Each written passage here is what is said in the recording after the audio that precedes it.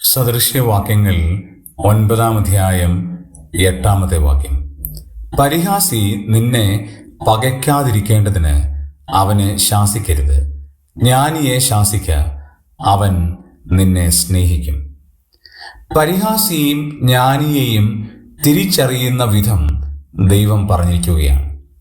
നാം ഒരു പരിഹാസിയെ ഉപദേശിച്ചാൽ തീർത്തും ആ പരിഹാസി നമ്മെ പകയ്ക്കും. കാരണം അദ്ദേഹത്തിന് ആ ജ്ഞാനം, പറഞ്ഞു കൊടുക്കുന്ന ജ്ഞാനം അദ്ദേഹത്തിന് ഉൾക്കൊള്ളുവാനായിട്ട് കഴിയില്ല. തെറ്റ് തിരുത്തുവാനുള്ള ഒരു മനസ്സില്ല. തന്മൂലം നമ്മെ പകയ്ക്കാനായിട്ടിടയാകും. എന്നാൽ ജ്ഞാനിക്ക് നാം ഉപദേശങ്ങൾ കൊടുക്കുമ്പോൾ, അവനോട് വ്യക്തിപരമായ രീതിയിലുള്ള കൗൺസിലിംഗ് നമ്മൾ നൽകുമ്പോൾ, അവനെ ഡെവലപ്പ് ചെയ്യാനുള്ളതാണ് എന്ന് അവൻ മനസ്സിലാക്കി അവൻ നമ്മെ സ്നേഹിക്കുകയാണ്.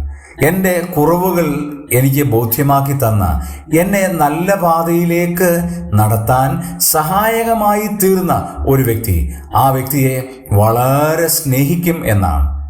നാം നമ്മുടെ കണ്ണിന് ദൃഷ്ടിയിൽ ഈ രണ്ട് വിധത്തിലുള്ള ആളുകളെയും കാണാം.